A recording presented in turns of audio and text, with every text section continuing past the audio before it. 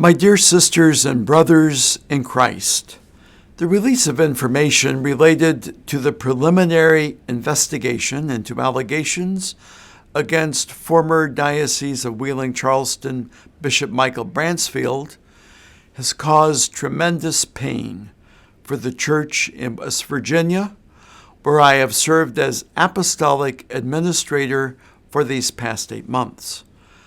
I wanted to share some additional insights and perspective given the intense media coverage, which is both understandable and expected.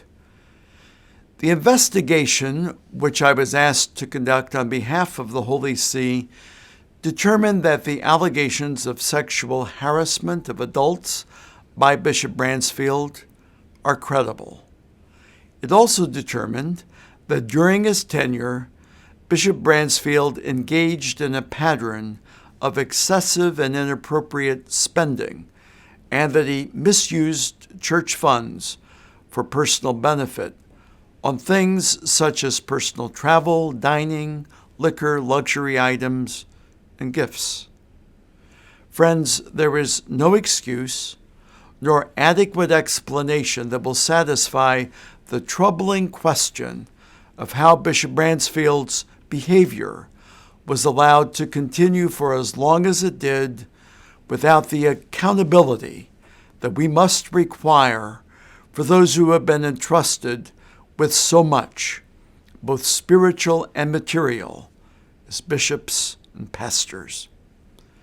To that end, I wish to address my own receipt of financial gifts from Bishop Bransfield, who sent what I took to be gifts from him that were personal and given on occasions over the years, mostly at the holidays, and including my installation as bishop.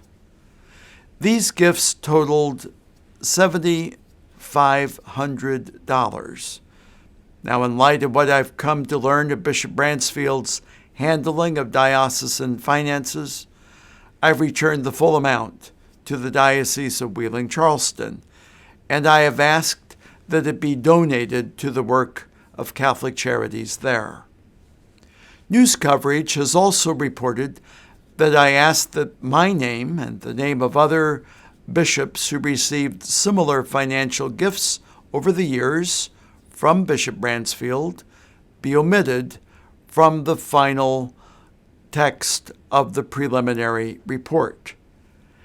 At the time, I believed it would be a distraction to select particular individuals for identification who had received gifts, and that it would raise questions as to why we selected some individuals and not others. The basic point the report tried to make is that gift giving was part of Bishop Bransfield's excessive spending, and that this point could simply be made by indicating the totals and the categories of peoples who received gifts. None of the members of the investigative team objected to this, and the changes were made. It should be noted that the investigators found no evidence to suggest that there was any expectation of reciprocity in return for financial gifts from Bishop Bransfield. But if I had to do it over again, especially at a time when we're trying to create greater transparency and accountability, the report would have included the names of those bishops who received gifts, including my own, with some notation that there was no evidence to suggest that those who received gifts reciprocated in any way that was inappropriate. Transparency also includes admitting when a mistaken judgment has been made. That is certainly the case here. It's important to note that the investigation was preliminary in nature and commissioned by the Holy See. I was entrusted with ensuring that the investigation was carried out thoroughly and competently, and then conveying those findings directly to the Holy See for the further judgment and action ultimately of the Holy Father. It wasn't until this week that I received permission to share details of the report. In addition to the credible allegations of sexual harassment of adults and the unhealthy culture that the former bishop created, much of the media coverage has rightly been focused on the extravagant and egregious spending and misuse of church funds by Bishop Bransfield during his tenure.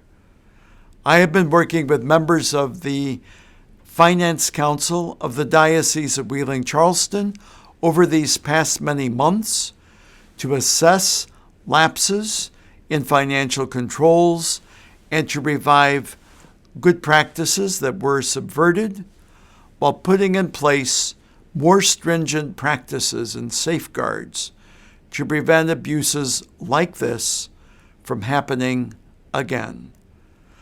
With all of the priests, deacons, and religious and laity of the Diocese of Wheeling-Charleston, I pray earnestly for the appointment of a new shepherd for that diocese and for one who will embody Christ's spirit of humility, compassion, care, and concern, and service. Friends, this cannot happen soon enough. But in the meantime, I do ask you humbly to pray for and to do all that you can to assist us in working toward the healing that's so needed in these difficult days.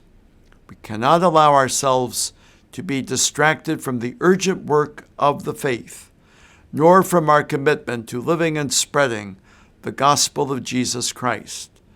At the same time, we will not relent in our determined efforts to bring about the reform and renewal of the Church and to restore the credibility, confidence, and trust of the faithful in those of us who are charged with the awe-inspiring responsibility to lead, shepherd, and most of all to serve with true Christ-like humility, care, and concern for others.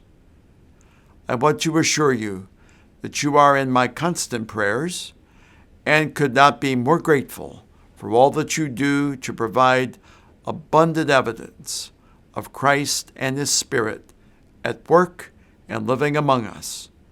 God bless you and keep you in His loving and constant care.